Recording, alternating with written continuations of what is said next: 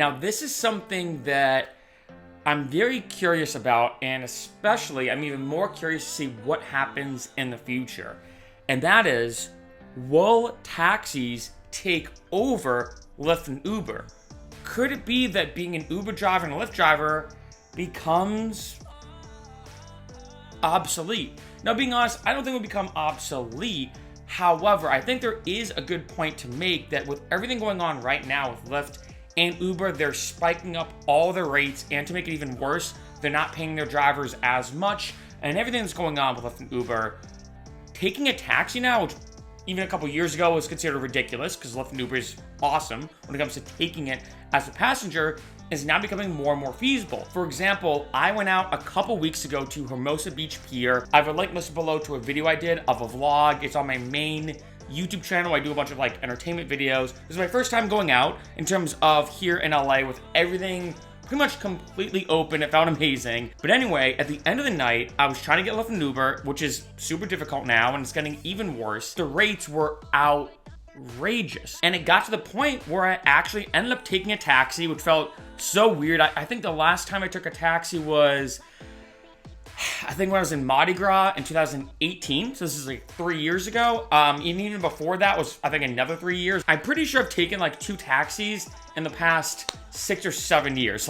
It's all been Lyft and Ubers. However, I took a taxi, and with the tip and everything included, it came to about $30.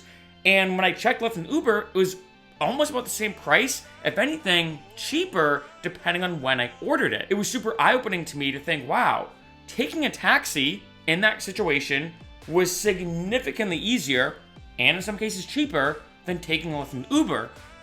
What does that mean for the future? We all know it's getting way worse to get a Lyft and Uber, and for a lot of drivers, it's getting way worse to drive for Lyft and Uber. For me, quick side note, but it's important, I'm a former bartender, and anyone who's worked in the food service industry, whether you're a bartender, if you're doing busing, being a waiter or waitress, whatever the case is, you always tip. You know what it's like to work in the food service industry. I've always been a big tipper. Same thing with Lyft and Uber, where I don't mind at all getting a Lyft and Uber if it's surge hours. Yeah, it might stink spending more money, but I know it's going to the Lyft and Uber driver's pocket, and I know what it's like to drive.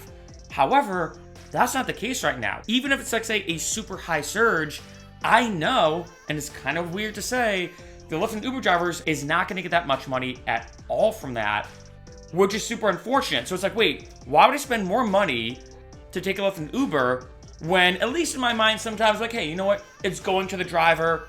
I know what it's like to be a driver. It's going to them. When it's not even going to the driver's pocket, it's going right into Lyft and Uber's pocket.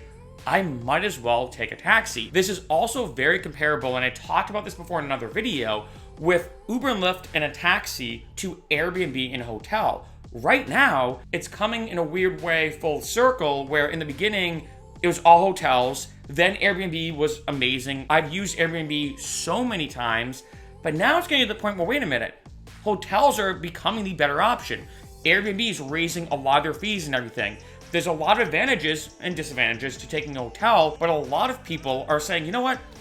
Airbnb is getting kind of ridiculous. With a hotel, I can book a hotel 6 months in advance, not put any money down, and let's say if I have to cancel it a week beforehand, no big deal. It doesn't charge me anything. With an Airbnb, money up front, etc., etc. And I feel like that what's going on with Airbnb and hotels is the exact same thing that's happening with Lyft and Uber and taxis.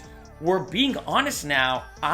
If I go out and I want to take a Lyft and Uber, maybe going to the venue is a little different, right? It is super convenient with Lyft and Uber using the app, having them maybe pick you up in advance. A big thing I've been doing is scheduling rides in advance if I do have to go out. That's a great feature. However, when it comes to getting home, let's say if I want to get home right then and there, it makes way more sense now to take a taxi. And that brings up the question, what will happen with taxis and Lyft and Ubers? Will taxis make a massive comeback? Could it be that taxis even overtake Lyft and Uber, and Lyft and Uber is just not as popular as it used to be? Because it seems like as time is going on, I always thought Lyft and Uber and ride sharing in general was going to be a massive staple in our society. However, I honestly don't know now. And I even heard, to make it even crazier, Uber Pool and Lyft Line is coming back. I heard Uber Pool specifically is coming back, and I don't know about Lyft Line specifically, but basically the pooling aspect of ride sharing is coming back. And as we all know, every driver hates doing the whole pooling. There's a lot of things that come with pooling that are just super annoying. Could that be that it even gets more drivers off the road, or could it bring more passengers to Lyft and Uber? But at this point, there's still so many people wanting to take Lyft and Uber and so little drivers on the road, and it's getting even more and more of a spread where there's even more people wanting to get Lyft and Uber, less drivers wanting to drive. Could taxis make a comeback? It is very possible.